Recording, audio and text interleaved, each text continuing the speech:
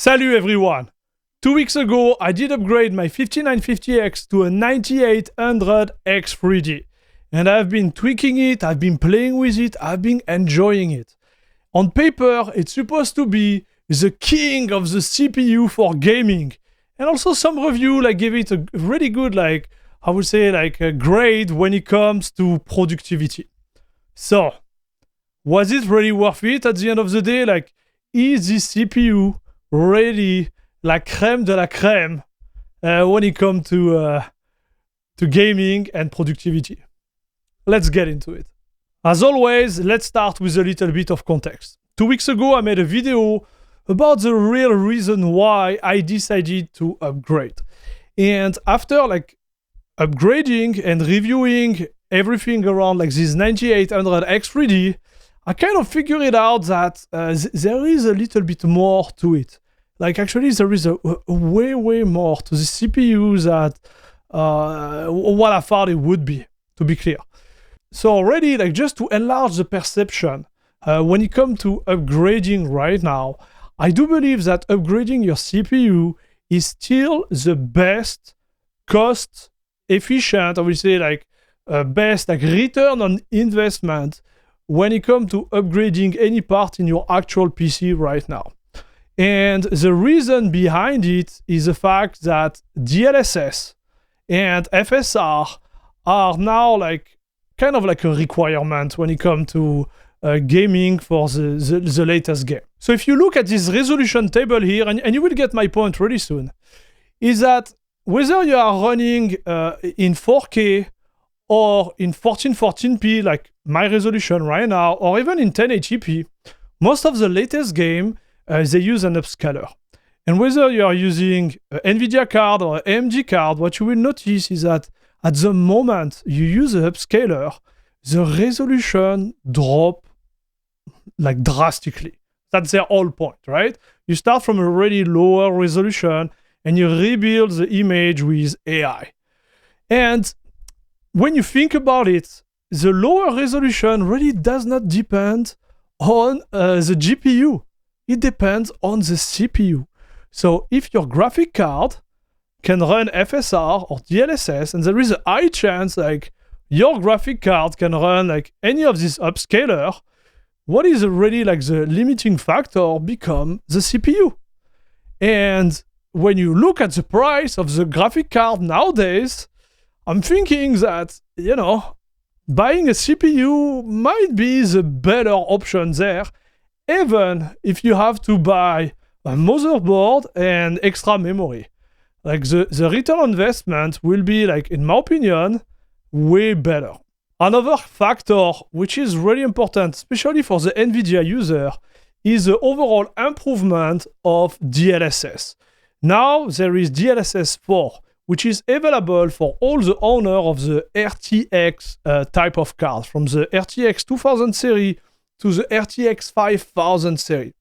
And the big promise around it is that the DLSS 4 performance equal the visual feedback you would get with the DLSS 3 in quality mode. So I made a video about it when I tested the NVIDIA driver on Linux, the 570. I'm going to put a link in the description for you to have overall feedback around the differences, but really it's really hard to see the difference. To be fair, there is some, but you really have to pixel point those differences. But the overall outcome is that if you are like me running a 1440p screen, well, you can use DLSS 4 performance, which is in fact a base resolution at 720p. So the resolution is really low. And again, to my previous argument, is that now if you are running any type of game, what's going to really impact you is your CPU because of all those upscaler out there. If your CPU is lagging behind, you're gonna feel the heat. So before we talk about performance and overall number related to my upgrade, I also want to mention that upgrading on Linux was a breeze. I'm not even kidding.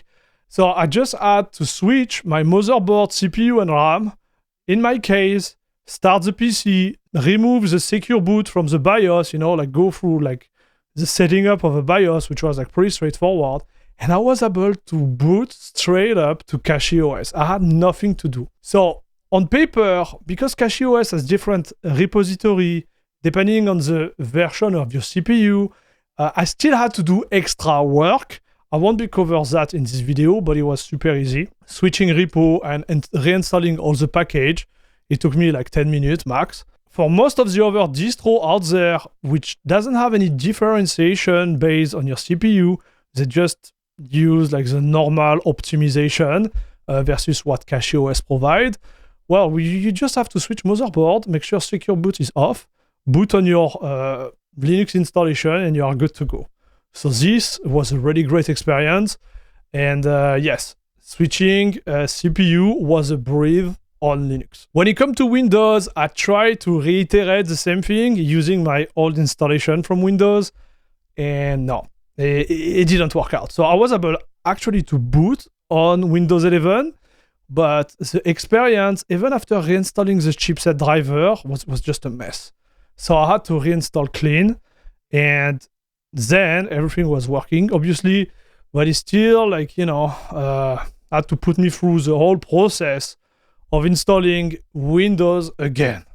Yeah. So now let's talk about the performance. For the performance, I want to reiterate where I'm coming from.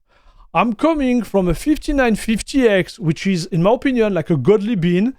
Like I'm gonna keep this CPU for life. This thing is a machine, literally. And also my RAM, which I've been like super lucky with, I was able to overclock, if I remember correctly, to 3600 megahertz CL12. So it took me around, like I would say, like 1 month and a half of hardcore testing during my free time to overclock this motherboard CPU combo. So 5950X with BDI RAM. I won't lie to you, like right now I wouldn't have the patience to do that. Like I have 2 kids.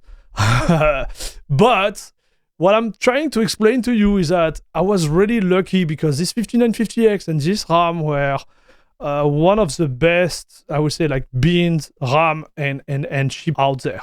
To give you an example, on certain game, I would be able to destroy 7800X3D. So when I was looking at some review from big tech tuber, which are running 7800X3D out of the box, my PC at the time was better in certain game than a 7800X3D, which is like what, like 4 generation later.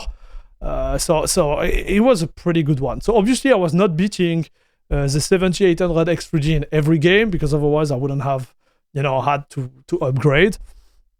But I would say, like, to give you a little bit of context, the comparison number I'm going to share with you, they come from a highest bin like 5950X. There is a high chance that if you are running the same CPU right now and trying to make some comparison, you won't have the same type of difference. I think the gap is going to be way, way bigger. So now I explain you like the little background. When it comes to raw performance, what I notice is that the big value added from the 9800X3D is really like the 1% low and the 0.1% lows. Like this CPU is really incredible when it comes to this side of gaming. Your FPS, the lowest one, will be like way, way higher than what you have ever encountered with your previous, I would say, like CPU. So I know, it's just my feedback toward like my experience. I don't own like hundreds of CPU to make correct benchmark, and that's the reason why I'm not going to provide you like any like big graphic bench and graph and all those stuff, because I don't think it would be relevant. There is a ton of review out there which kind of like give you this type of information. I would say like overall, my 1% low, 0.1% low have been increased by like at least like the minimum was 20% to plus 50%. So you have to think about it, right? Like this give you like a smoother experience, especially if you are like me with a high monitor refresh rate. So this was definitely a big plus. When it comes to average FPS, this is not the same, I would say, outcome. I still have game where the amount of FPS is just crazy overall. But if I take a game like Black Myth Wukong or Cyberpunk, for example, I would get around like 8% increase. And it's not that much, okay? Like it's not crazy. It's obviously better, but it's not that much compared to the amount of money I put there. But you have to keep in, consideration that concerning the minimum FPS, the bump was way higher. So in terms of smoothness, you're gonna have a way better experience. On Black Myth Wukong, also what I want to notice is like, if you look at my previous graph, I will have like little dent inside like my FPS, like a little drop. And it was not really like watchable during the benchmark, but when you will be gaming, you will feel like those little like fluctuation, even if they were not big, they were still there. With this CPU, there is nothing more. Like it's just like smooth. There is no like mini, like I would say like deep inside the overall like frame rate, and this is really a good thing. Now there is other game where the gain in terms of like average FPS is just insane. So if the game can take advantage of the cache, you are in another ballpark. So to give you an example, BattleBit Remastered, I went from average FPS around like 400 FPS to an average FPS more around like 800, 900 FPS. I doubled.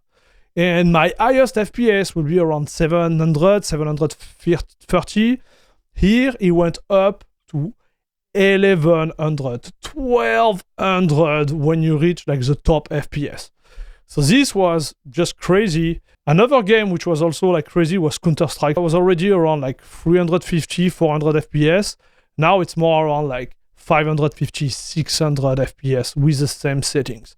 So the overall experience is just like way smoother. I know at this point you're gonna start to be like, hey, Air Max, like, do you really need 1200 FPS? Like, did you just waste your money?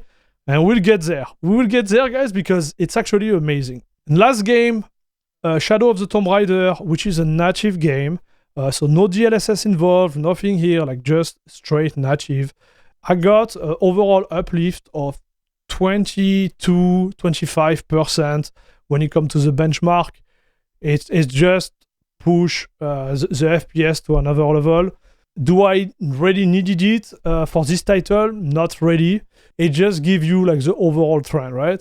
Moving from a 5950X overclock to the max to a 9800 X3D that I've just been like playing with for like 2 weeks.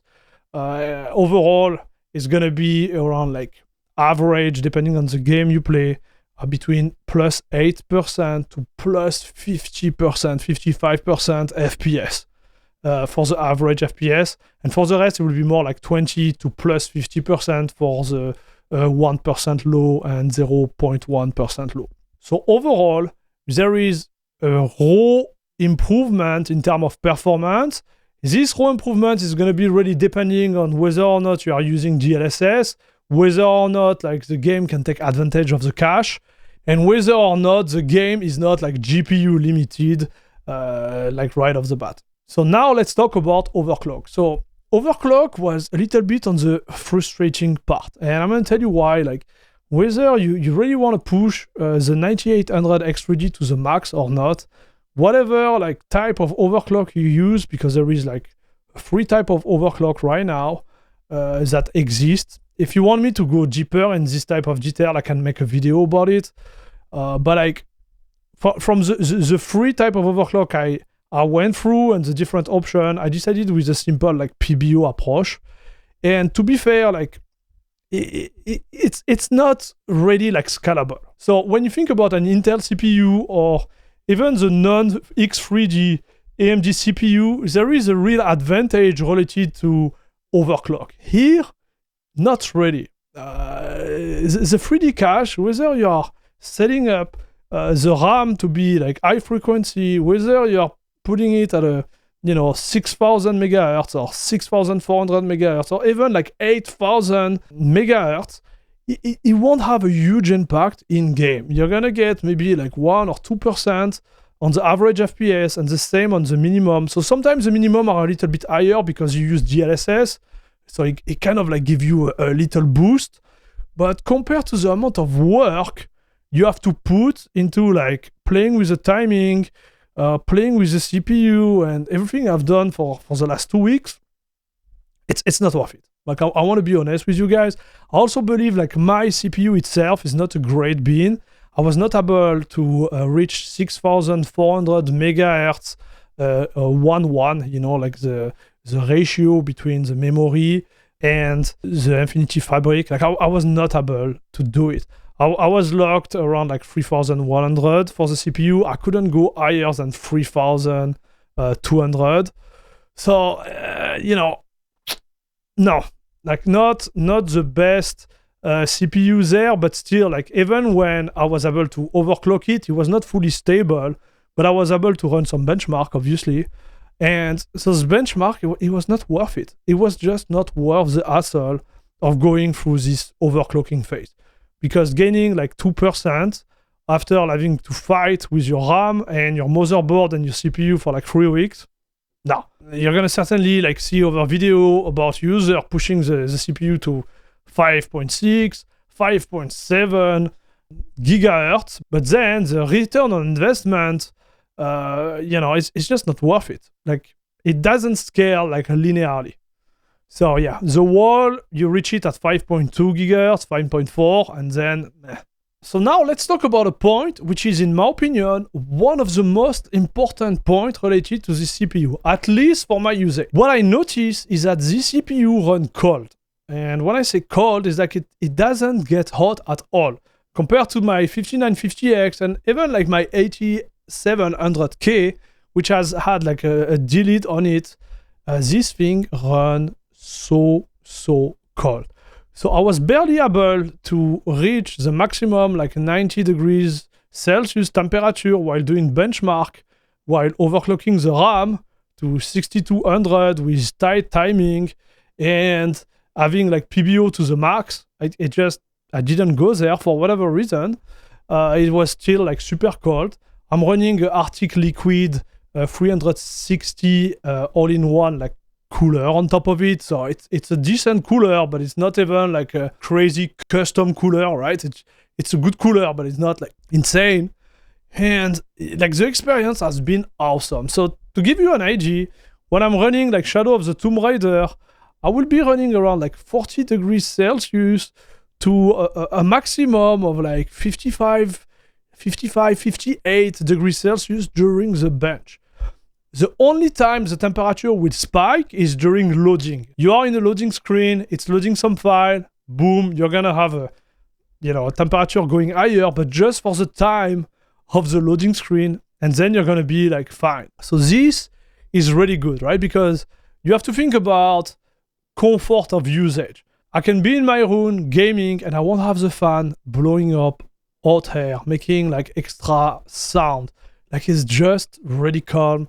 I don't feel like I'm in a bathtub after playing like 3 or 4 hours of my favorite game on my PC, and this is really neat. I have to say, like this is really cool in terms of like experience outside of the pure performance of the chip. And now the last point, it's related to productivity. I was kind of skeptical about using this CPU in DaVinci Resolve. Using the CPU for editing like AV file, like the thumbnail I edit with GIMP. So to give you an example, like editing my YouTube thumbnail on GIMP, normally it's like a 1 gigabyte, 1.5 gigabyte like file to just do the thumbnail there. You see on YouTube, I thought like the CPU will be struggling, but not at all. It's actually snappier than my 5950X. I had the same like feedback when using DaVinci Resolve, which is kind of odd. But yeah, it was better. The only downside compared to my 5950X is related to compression and decompression of file. And yeah, like on this specific task, this CPU is getting crushed by my old CPU. So, you know, if I download a Steam game from my LAN cache server, before I would be like around like 5 to 7 gigabit on my Steam application. But now I'm hard lock around like 2.5 gigabit per second. So it's not bad, but my CPU is just like dying when I'm downloading game from LAN cache. Like all the threads, all the cores are at 100%, and I can see it's really struggling to decompress those Steam game while downloading. When it comes to pure transfer of file, you know, from my server at 10 gigabit per second, no problem. CPU is doing that like finger in the nose, like don't be worried. It's more related to compression and decompression. I would say like when there is some type of task which requires like a lot of thread, well, this CPU kind of falls short.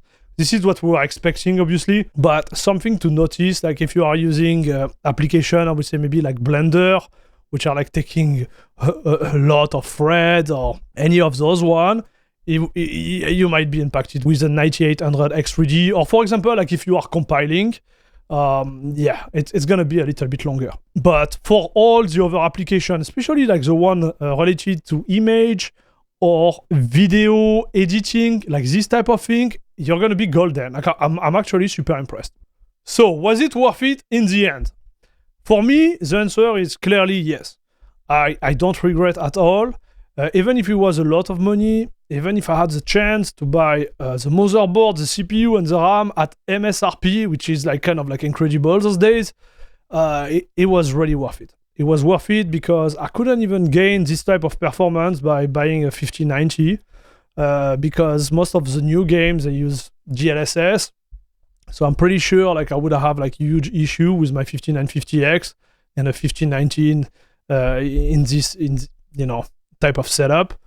But I have to say that this CPU kind of like strike me when it comes to temperature and when it comes to like snapness, right? Like all the game right now, they have higher like 0.1% low, 1% low. It's overall like a little bit smoother because my 5950X was really smooth already, but now it's another level, right? Like it's just crazy. When it comes to productivity, it's all benefit. There is only like one little negative related to the decompression there, but editing my video has been a breeze. Transferring file, no problem. Editing my image is actually like faster on the CPU. So I'm like, yeah, like buying a 16 core right now with my usage might not be a smart move. It would increase maybe like my productivity by a little, but not by that much.